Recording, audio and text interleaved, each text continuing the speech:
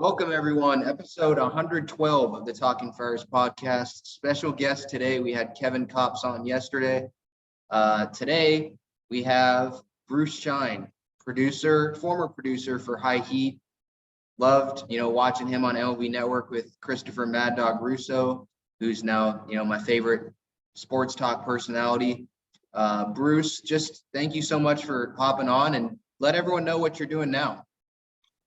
Well, first and foremost, thanks so much for having me on. I really appreciate it, Ben. And Christopher Russo happens to be my favorite on-air radio host as well, so we have that in common. I just finished working as a content/edit producer, the debut season for Viacom/CBS Sports NFL Slime Time on Nickelodeon.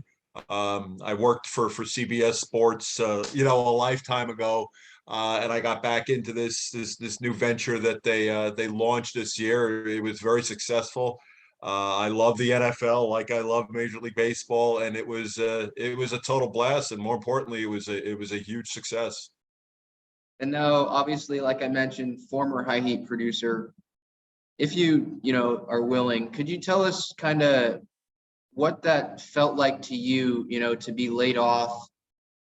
Especially with the long relationship that you had and still hopefully probably have with Christopher. And then what it was like, at least for you, to have them bring in Alana Rizzo. And no disrespect to her, she's great. But what was that like to not be brought back and then, be replaced? Well, the decision itself, first and foremost was devastating because in not so many words, it was the best gig of my life. I absolutely loved every second of being part of that show and working with Kris and being part of the network. I was the first production hire. I started there the week of Labor Day 2008. It was Tony Petiti, who used to run CBS, was my boss there, brought me in, at that time. And then, I worked on several shows producing behind the scenes, including with Alana, who I know well, who I have a lot of respect for, personally and professionally. Was I doing cartwheels ultimately when they decided, they were going to, bring Alana in for all intents and purposes to take my role? Of course not. When I got let go, it was, of the understanding, we're in unique times. There's a worldwide pandemic going on, and I wasn't the only one let go, that fateful day. It was right around this time, a year ago. And certainly there are far more that had it far worse than I did, but I understood the decision, given the times. Now, seeing where things obviously went, in the weeks to months that follow, I wasn't happy about it, but I do understand there are different people making the decisions there, people that I do not know personally, or professionally. And that's the way the world works. Beauty's in the eye of the beholder. They're perfectly within their rights to do exactly what they did. But yeah, I was devastated when I got let go from the network. Did you know like what you were going to do next after that, or did you just spend a good period of time of just kind of thinking where you wanted to go? Really had no earthly idea, Ben. I had been with MLB Network for 13 years. I was with CBS Sports the better part of the decade prior. So I'm in my mid 50s right now, and I've been very fortunate that I've basically had 4 employment ventures my entire life. In other words, I've had staying power, wherever I've been. And it was so sudden and it was so unexpected. And again, the times were so unique because we were in a mass recession due to the pandemic. I didn't know, what the future would hold. So listen, I have a wife, I have a son, I have considerations and concerns. I mean, I certainly wasn't panicked by any stretch of the imagination, but there were uncharted waters. And Again, I was very fortunate to be brought back to CBS and the people at Viacom that were familiar with me. And now that show is over with, and I'm kind of back where I was, almost to the point of, the day when I was let go a year ago. Mm. Do you still keep a relationship with Mad Dog? Oh yeah. Yeah, we keep in touch. Kris is the salt of the earth. I mean, he's you hear this all the time in many walks of life. What you see is what you get. He's really not that different than the on-air persona you see. What you don't see, as they say, you learn about a man's, character and philanthropy when people aren't watching. And he doesn't get enough credit for that. So, he's been very concerned, and he's always, about me, and he's had my back, and, and we've had, conversations, and, he's, knock on wood, he's doing wonderfully well. And we're continuing with the Sirius show and High Heat. Whenever they solve this lockout, he'll be back on that. And he started this new venture on ESPN. So he's doing great. And Kris and I are still Kris and I dearly miss the daily interactions we had. The ones behind the scene, for me, were far more, not just, gratifying and rewarding, but in a lot of ways more entertaining than what you saw on the program. But he's terrific. He's doing great. Keeping it with Mad Dog, what would you say is the best part, or was the best part of, working with him? Well, I grew up, it's hard to say. I mean, he's only about, 10 years older than I am. But I mean, I grew up in the Northeast. I was an enormous Mike and the Mad Dog fan. So, I mean, it blew my hair back. And that when they came up to me at the network and said, hey, we want you to be Kris's sidekick on this show. I mean, I'm not characterizing him as a hero of mine, but as you well know, Mike and the Mad Dog was an iconic show. I was a huge fan, of both those guys. So when I had that opportunity, I'm like, let's go, baby. Let's the heck with the walk before you could run stuff. Let's go. I was thrilled. I was in awe, and we just had a great, at least in my estimation, I felt we had a great chemistry right off the bat. We complimented each other well. I never parroted him. I never, felt that I had to, comply with his thoughts or beliefs. I think my contrarian point of view helped him. He's a guy that doesn't need a whole heck of a lot of research or background information provided to him, but yet I provided that to him regardless. I come in, I hand him these sheets and these questions and talking points for the show, which is my job. He's like, I don't need this, get up, blah, blah, blah. But no, he digested these materials. I saw it, I was there, daily. And the most hilarious thing is, 10 minutes before we're on the air, we be talking about, any number of things that were going to pertain to that day's show. He's like, he think I'm absolutely crazy and I don't know what the hell I'm talking about, and you're ridiculous. And then the lights go on in the show, and he's basically taking my points, verbatim, from A to Z. He's funny that way. And I miss it. I'm not gonna lie, I miss it tremendously.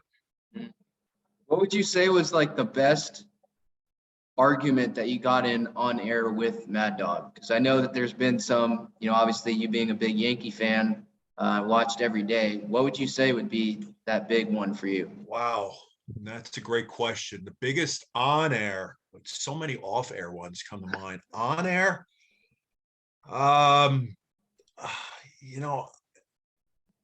it's something that just jumped to my mind. He always thought I was out of my gourd for suggesting that baseball needs to undertake radical realignment far more seriously, than they do. I can't remember the particulars involved as far as his part of the argument was concerned, but, to me, and maybe we won't get into these things later in our conversation here, baseball is dying. They need to reverse course. They need to change things up, drastically. And my suggestion of regional, radical, geographical redesignations for the entire baseball landscape, he just was so taken aback and thought it was so utterly ridiculous. That's one that came to mind. I'm sorry, Ben. I'm sure there are others. Maybe there's one or two that you could think of that could help my memory here. But that's one of the on-air arguments I could recall. Yeah, the only ones that sure. like come to mind immediately were ones kind of where you and Kris just arguing back and forth about, when you should take out a reliever in one of the playoff games. I think it was David Price for the Blue Jays one year. Just those kind of come to mind. But just at least just speaking from the audience perspective, both of you guys on the air obviously worked really well, and it's a brotherly connection that I saw and heard every day. And so I thought, and that's one of the reasons, with no disrespect towards Alana, why I was a little sad to not see you with Christopher when everything went back and resumed. Well, I thank you for that. And yeah, it is a brotherly, connection. I still feel about him that way. And listen, none of this is an indictment. Alana did not set these wheels in motion. She didn't say, hey, listen, kick Schein out of here, put me on. I mean, she had nothing to do with any of that. Like I said, we had a previous working relationship, and Alana's terrific. But the dynamic it's a little different. I mean, she's very well connected in the sport. She's worked in the industry for, decades herself.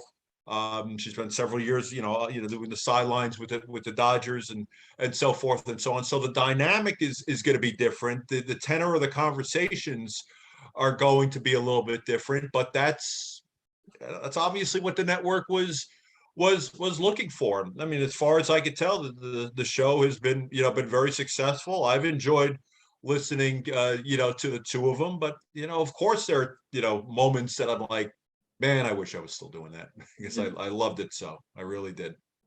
What do you think makes Mad Dog one of, if not the best, sports talk personalities of all time? He's got this idyllic / iconic / beautiful mind. His recall mechanism is unlike anything I've ever seen in any forum with anybody. He could tell you the backup third baseman for the champion 55 Brooklyn Dodgers and not blink. It's utterly remarkable. Yet if I asked him what he had for breakfast this morning, he couldn't tell you because he can't remember. It's just that's just Chris Russo. That, and he just has an obvious passion for all of it. I mean, baseball, I think, I've never really asked him this, but if you ask me to characterize what his number one passion is sport-wise, it is baseball. And he was a lifelong, Giants fan. And then, once the Giants won, he kind of lost a little bit of luster for that. But, whether it's collegiate or pro football, basketball, baseball, it's utterly remarkable, and he genuinely loves it. And the fact that he's just not really emotionally tied to any one franchise, again, as I just suggested, he's not that diehard Giants guy anymore. He still is. He's a fan, but he's not. He doesn't live and die by it. He doesn't stay up as he loved to profess on the air over and over again. I watched every game Jeff Kent played. He's a Hall of Famer. I was up to 2:00 in the morning. I watched every Giant game. Oh my God, enough. All right, we get it, Kris. Thank you. And he always had an affinity for the old, Green Bay Packers. He's just a tremendous he loved the history of this. He loves the history more than the present. But yeah, I mean, the fact of the matter is he's been the same guy from day one, from the guy that I listened to that, hit the fan airwaves in the late 1980s. And here we are, well into the 21st century, and not a thing has changed. Nothing, not with him. Now, moving to the current game, when do you think this dang lockout is going to end? They're meeting this week every day. Just saw updates about the two sides meeting for like an hour, then splitting up again like they did on Monday. It's frustrating, obviously, because, billionaires arguing with millionaires, but I understand the players' viewpoints, obviously. But, it's a whole different topic, but what gets me ticked off isn't really about the player pay in the major leagues. It's about them not paying, the owners not paying minor leaguers during spring training. Kevin Kopps, I had on last episode, like I was telling you before we recorded, and he was talking about how he was living in a hotel, this season, and just bad conditions, not ideal for minor leaguers, and then to not pay them during spring training. But that's a whole nother topic. But in terms of the lockout, when do you think this is going to, end? Do you think sometime this week they can still hammer out a deal? Well, without overstating the obvious, I would suggest if there isn't any, grand progress made by week's end, given the nature of the talks of this week with everybody getting in the same room together, better late than never.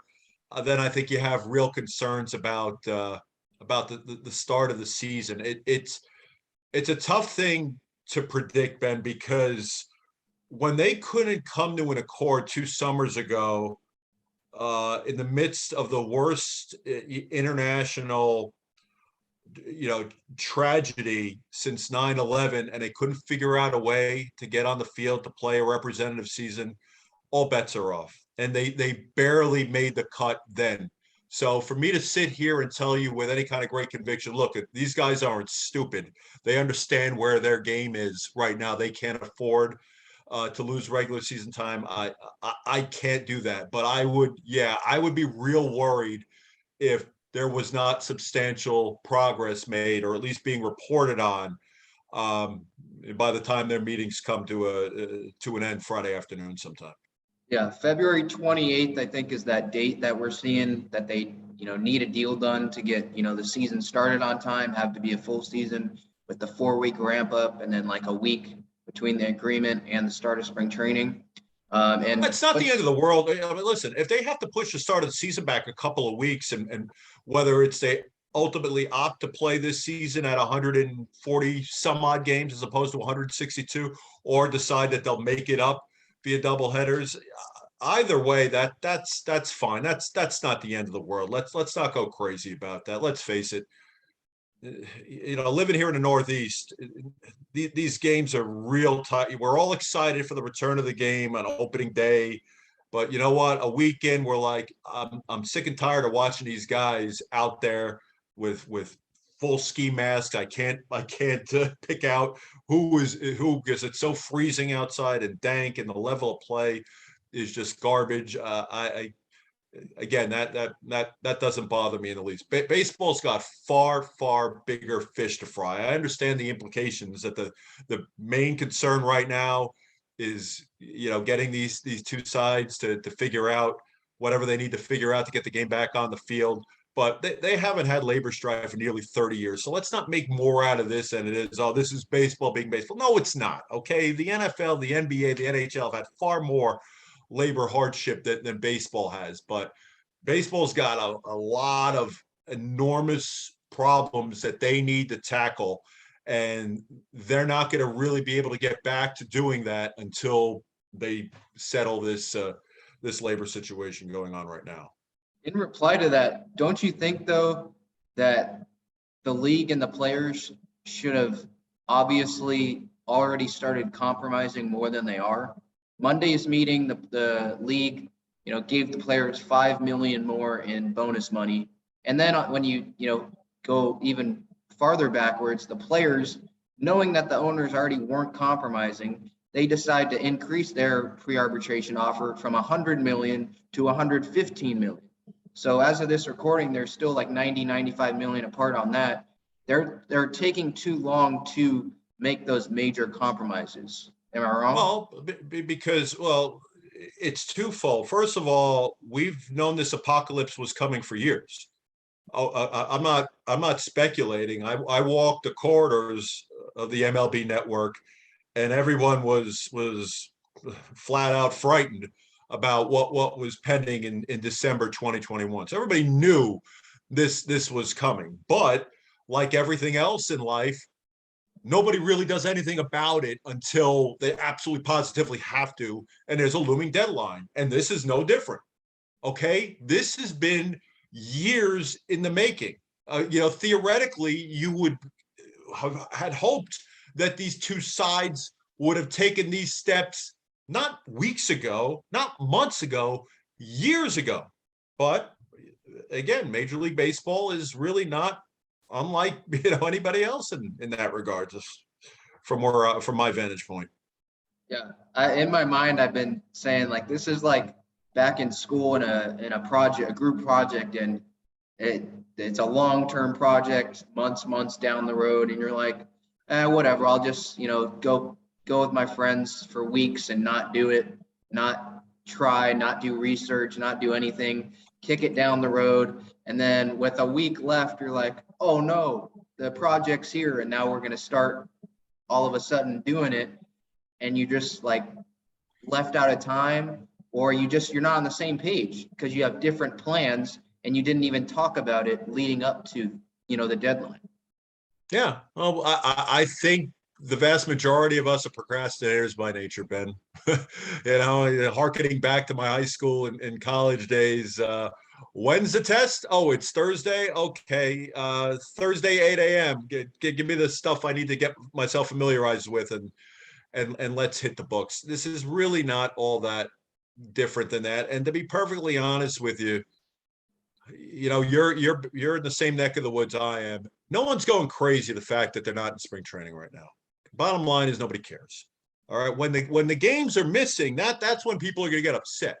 And people in our line of work, people that do what you do, what I used to do, yeah, their hair's on fire right now because there's no subject matter. In fact, in MLB Network, there's hardly anybody working because there isn't any material to pontificate on, and there's a lack of access to footage and things of that nature. But the general public, they're not missing it in the least, and there's absolutely nothing going on anywhere else, and people still are not missing spring training baseball. Well, and you talk about that, I wrote on Twitter earlier this week, like right now is like the perfect time to get a deal done. NBA All-Star game just happened. They're not going till Thursday. No NFL, obviously. The NHL, I mean, yeah, they're playing, but that's not even one of the three major sports. Like, wouldn't that be a great time right now to take all of the headlines and all of a sudden people want to, get excited about it because it's something to talk about? Right. Yeah. Well, it's Selection Sunday is still 3 weeks away. I mean, there is nothing out yet, but baseball, if they didn't do it incorrectly, they wouldn't do it. I mean, that's just how that's baseball's MO. But I mean, these aren't.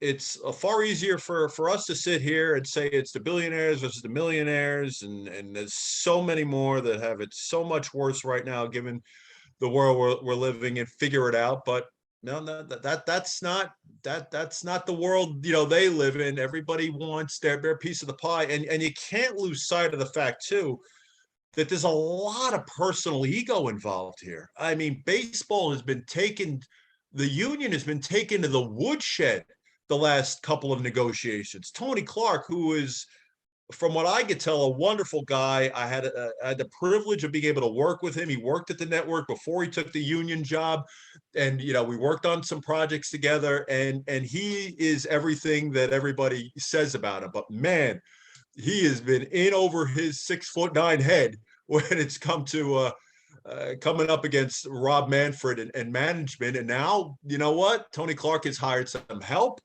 and he's got a little more muscle behind him, and they're looking to make up for lost time as well. So it's not about just this negotiation for the union, but it's also trying to pick up the slack for what's happened in the aftermath of the last couple of CBAs.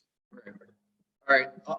Enough of the lockout talk. Let's talk about the Padres after 2021's, disappointing, embarrassing, failure, whatever you want to talk about it, of a season. They obviously hired Bob Melvin. That was a great start. The headline right before the lockout, their addition. They also, added bullpen depth. They, for some reason, got Jorge Alfaro. Now they have 1 million catchers on their 40-man.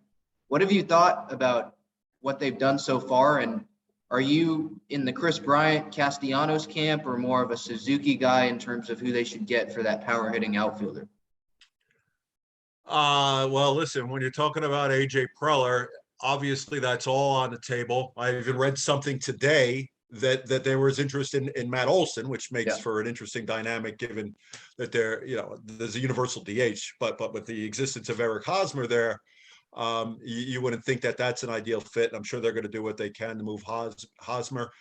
I would think that the starting pitching is still somewhat of an issue for the Padres.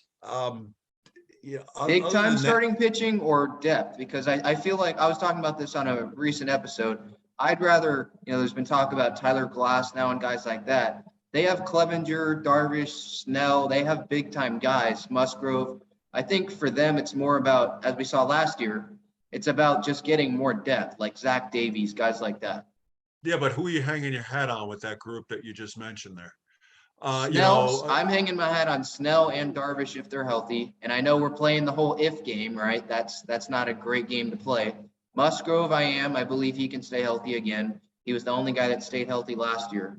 I'm not I like expecting. Musgrove. Musgrove, he's a bulldog. He's an innings guy, but he's not the type of guy that if I'm getting in a short series, he's not my one or two. He's got a lot more regular season value than he does postseason value. Blake Snell is so incredibly up and down. You can't make heads or tails out of him. Clevenger's coming off of a major injury. You're not hanging your hat on him. The kid left-hander that I've been hearing about for the last couple of years, I don't know where they are with him. Mechanically, he's been up and down. He was in the Arizona Fall League.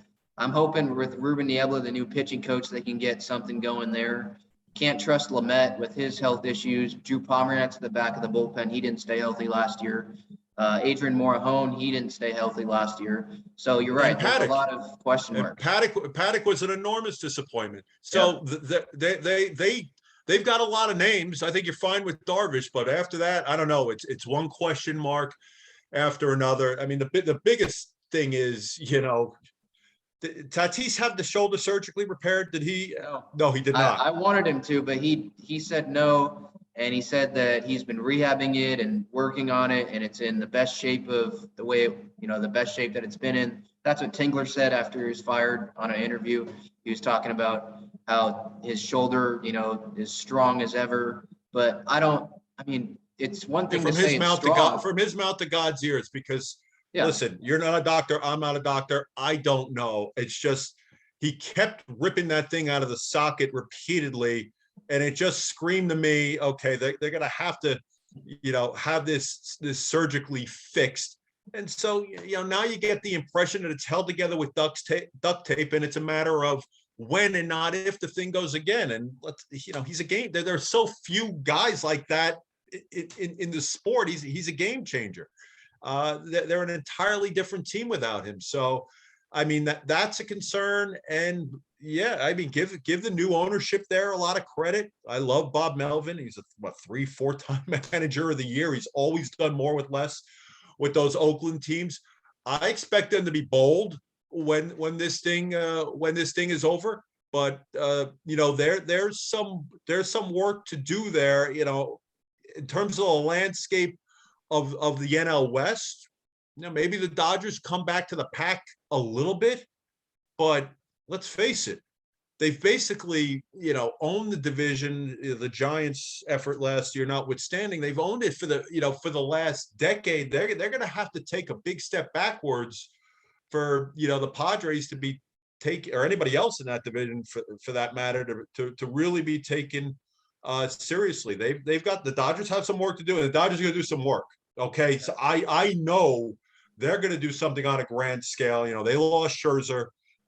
They don't have a replacement for him. I think Trevor Bauer has thrown his last pitch for the franchise. So, there isn't anybody on the market that screams of being of that ilk. Unless you want to hope and pray on a guy like Carlos Rodon, who's got a big arm but an equally extensive injury history. They've got work to do. The Padres do, but the Dodgers are the more proven commodity, and that's who I'm sorry to continue to bring up the Dodgers, but that's the Padres measuring stick. Okay, that's the team that they have openly been gunning for the last couple of years. They had that I know it was a short series, but it was a very entertaining series when they were in the bubble a couple of years ago. And, yeah, Padres have some work to do, and AJ Preller, who's got to be feeling a little bit heat, I'm sure is not going to be shy about making some bold moves once it's open season on free agents and trades again. Where my optimism comes from with the whole Dodger Padre thing, the Giants, I don't expect them to have that year again with, all of that, older players. They don't have Gosman, obviously, now. He went to Toronto. But with the Dodgers Padres, my optimism is I expect the Padres to make moves to improve. And the Dodgers, while they're going to make moves, losing Scherzer, arguably the second best starter in the game right now, and then losing Corey Seager as well. I mean, $325 million, my goodness, that's an overpay, but I understand what the Rangers were doing. But losing both of those guys, they might lose Kenley Jansen. I think they lost Corey Knebel already. He's in Philly.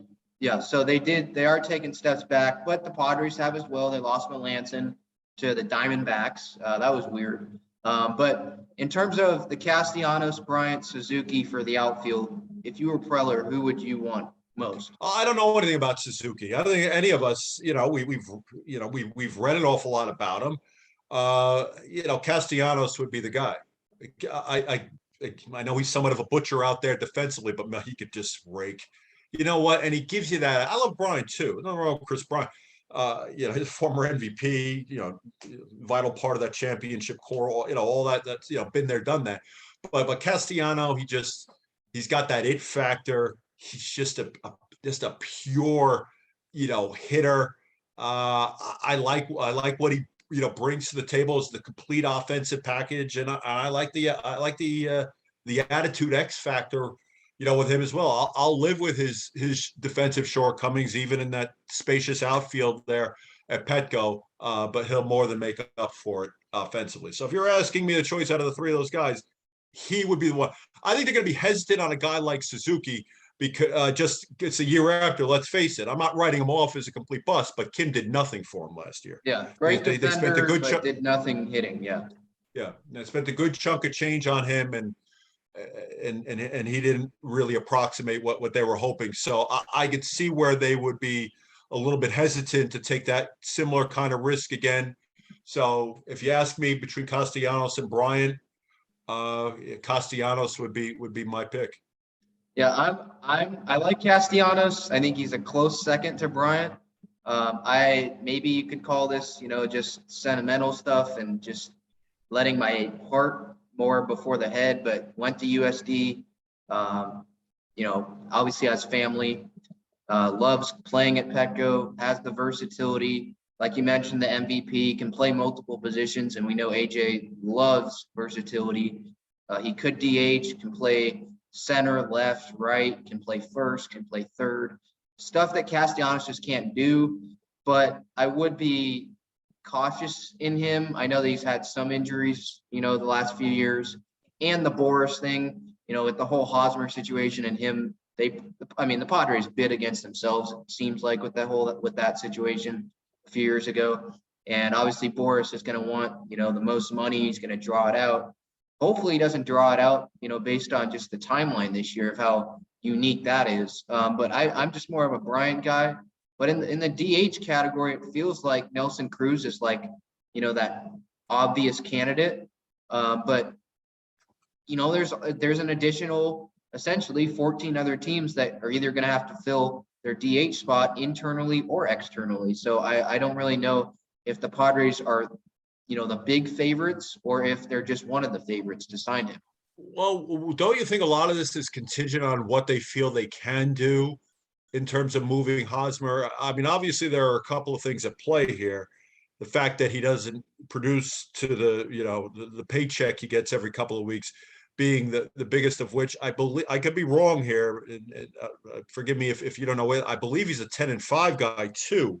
After this season, yeah. That's one of the reasons where it's like maybe they should trade him, really try. But I don't want to give up, Robert Hassel III or definitely CJ Abrams in a deal if it means parting with Hosmer, because those guys, I know you can say they're prospects, but they just have a different feel to me. I'm okay giving up Luis Campusano or Mackenzie Gore in a deal like that. But to me, those guys, I had on one of the big prospect Padre guys from MadFriars.com one of the a few weeks ago. He was talking about how Robert Hassel, 5-tool player, great plate discipline in center field, great arm. He has everything. Abrams is just a smaller Tatis. He's going to be up probably at the end of next year if, no injuries. So I wouldn't trade Hosmer if that meant giving up those two guys. But it would certainly, giving up him would certainly allow more flexibility in terms of adding, big power guys this year. Well, again, giving up that level of prospect is going to be totally contingent on how much money they're going to pick up. Right. If they're not going to pick up a lot of the Hosmer money, they're going to have to give up a grade A prospect and then, work backwards. If they're going to, pick up a lot of the money, they won't have to give up that level of guy. That's how it always works. Yeah. Very, very difficult to move a guy like Hosmer. He's not a power guy. He's, you love the idea of what he was, doubles machine. That's what Mad Dog's, by the way, that's what Mad Dog stuck on. I heard an interview he did on Radio Row before the Super Bowl, and he said that the Padres should be patient with Hosmer. So if I ever get him on, that's definitely something I'll, debate him on. But yeah. How many years how much patience do you need to have? He's been there for 4 years. 4 years, yeah. 4 years. He's made a base salary of $80 million, $20 million each year. And according to Fangraphs, he's been worth $4.5 million the whole 4 years. Yeah. Negative. What's he got left on? What's he got left on that deal? He's got $20 million this year, $13 million the rest of the contract. So yeah, it's like 59, I think, million left. So it's not pretty. They're going to have to pick up a big chunk if they do trade him. So yeah, it's going to be hard to deal him. That's just the way I guess that's just what happens when you overpay. And he was pretty much outside of his prime already. His best years were in Kansas City. Listen, the Padres have been swimming in that deep end of the pool now for a couple of years now. They took the big swing at Machado. Tatis got his extension. The Pomerantz deal, the Hosmer deal. These windows are succinct. They're not wide open forever. I don't see why they stop now behaving like the big market entity they're portraying themselves as at the moment. Right. In terms of spending, yeah. And I think with Nelson Cruz, I think they'll go all in on a 1-year deal with him. Just because they need that power, and it's not a guarantee that they do deal Hosmer and get back, in a 3-way deal or a separate deal, Matt Olson, or they get Freddie Freeman, which is a long shot. But there's reports saying that, he might not return to Atlanta. It's just tough. The Hosmer contract, the Myers contract, it's 1 more year this year. So it's not that big of a deal. But having those 2 contracts like that and they're not producing at a Tatis or a Manning level definitely hurts. Well, you got to see what other dominoes fall too. I mean, if Freddie Freeman, say, ends up in my beloved Yankees, what does that mean for a guy like Luke Voigt? As a guy who's not making a lot of money, I think he's in his final year of arbitration. Again, his injury history is what it is. But he's a very productive ball player and a very, valued, commodity out there. So I think you have to wait to see how those things play out as well. Nelson Cruz, he's 40, whatever he is, 42, 43 years old. It'd be stunning if he ended up with anything more than a 2-year deal tops. But now that there's the universal DH, there's going to be a huge market for him. Yeah, and I have a feeling they're going to have to be competing with the Dodgers or the Giants. Maybe you wouldn't have had said the Dodgers before they lost Seager, because then you can put, Justin Turner or guys, Max Muncy, guys like that there. But, Bellinger. But I feel like now you're going to definitely have to compete with the Dodgers to get Cruz or any other DH, or Jorge Soler, depending, like you mentioned, on where the dominoes fall, who goes where. Freeman feels like a Dodger to me. Yeah. Again, he's from there. Freeman's been in the National League his whole life. There's the need, as you've just suggested, with the loss of Seager. that I'm sure they'll get a fight from the Yankees. But Freeman to the Dodgers feels like a natural fit. I mean, no more. I mean, the Braves, don't get me wrong. The Braves are still the leader in the clubhouse to lend his services. But if it's not back in Atlanta, the Dodgers feel like the fit. How would you grade AJ's, Padres tenure, not including the massive buildup, the rock star GM and then the teardown, but from the teardown to now, kind of how would you grade his buildup to this team? Listen, I think I'm not going to pan the guy because, as he said, he's gone about it in two different ways. He was able to reverse course and then build this robust farm system that enabled him to go out there and make these mega deals, the vast majority of which I loved what he did. I mean, if you're going to ask me to sit here and say, well, you know what, the rewards haven't been worth the risk so far, I can't argue that. But I like what he's done. I like the fact that, he didn't let his ego get in the way and keep doubling down on a losing hand when he made all those initial, the Matt Kemps and all those moves that he made when he first got there. And he really rebuilt that minor league system in, from my vantage point, virtually overnight. The James Shields for Fernando Tatis is one of the great heists of all time. The way I look at that right now, I like what he's done. It hasn't manifested itself in the result column yet, but that story is still, awaiting its final chapters. Yeah, definitely. The criticism where it comes from is, the big Myers deal. That hasn't worked out great. Obviously, Hosmer is going to hang over him. Who else? Letting go of Max Fried. He didn't let go of Rizzo. He wasn't there. But I think obviously the Matt Kemp, that whole 2015, that's going to hang over him. But with that said, if we're just like my question, if we're just grading on it now, you have to give him at least a B because there's so many things that he's done. Tatis signing Machado. Bringing in Grisham, that's worked out okay. Had the Gold Glove in 2020. And with him and Seidler, we have to talk about Peter Seidler too. That combination I've seen is working out really, really well now. I know two managers, Andy Green and Tingler, he wanted to do it his way, bringing his guys. That didn't work, but he admitted his wrongdoing, and he brought in a guy that no one had on their radar in Bob Melvin because he was already a manager, but he pulled that move when no one was even thinking about it. So those outside the box things, it's kind of like it has to give him a boost. And when they've been in position to strike, he's struck.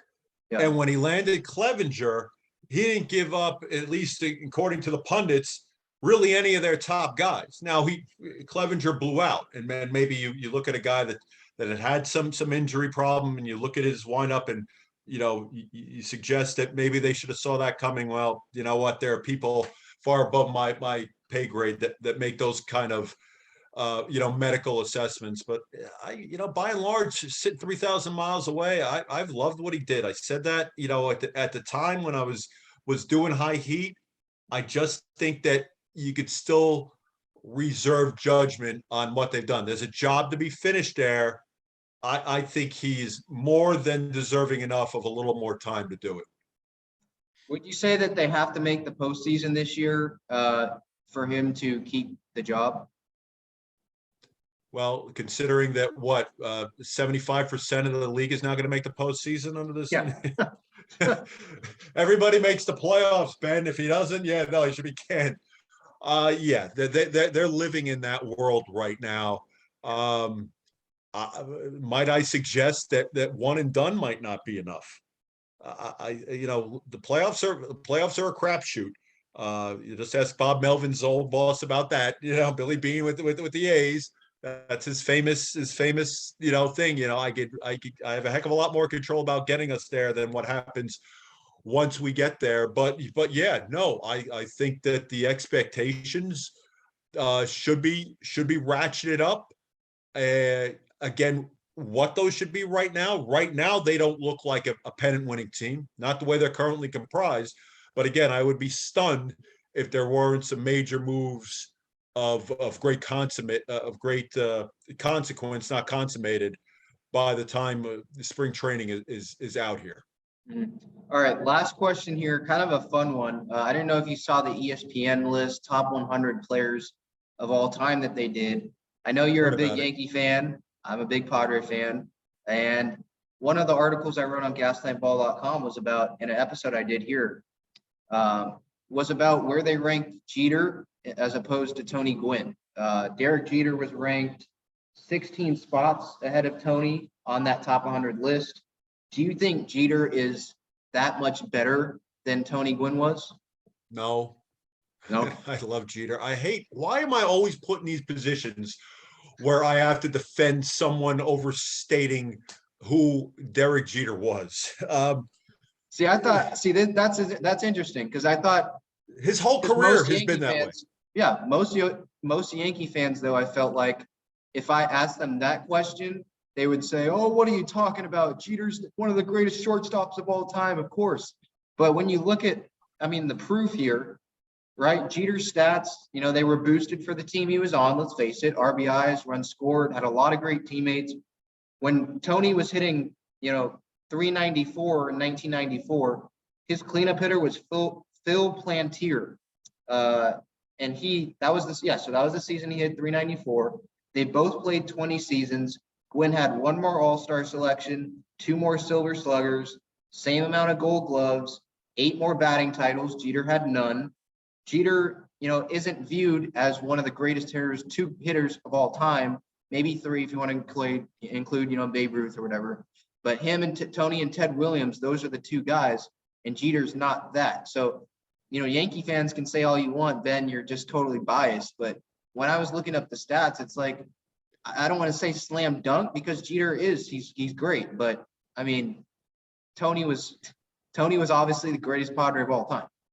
But listen, Derek Jeter was so great that Major League Baseball did him such wonderful justice by putting his Hall of Fame ceremony on a post-Labor Day Tuesday afternoon. I didn't quite get that one. You want to point to some of the things that baseball does to shoot itself in the foot. One of the most popular players, the most iconic franchise of all time.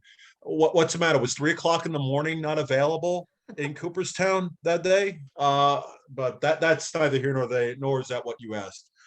From a sports perspective, I love Jeter with every fiber of my being. No self-proclaimed Yankee fan could think otherwise. He lived on the October stage, lived on the national stage largely because of the team he played on. He was a great regular season player and a brilliant October player.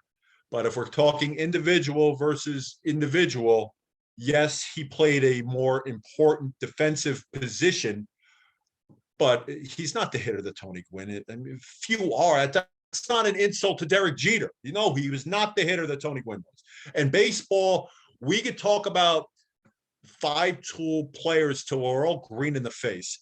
There's hitting, and then we could quibble about everything else. What kind of hitter on it? That from a non-pitching standpoint, that's what people should care about. That's what matters in this particular sport. And few have ever done it any better than number 19 out there in San Diego. Did you get his uniform number right? Is he 19? Yes. Yep. I did. Oh, there you go. Yep. Yeah. Mr. Padre. Yep. All right. This is fun. This was fun. Episode 112 of the Talking Friars podcast. Bruce Schein there. Ben Fadden here. Bruce, thank you so much for joining. Ben, this was great. I thoroughly enjoyed it. I can't thank you enough for asking me to come on.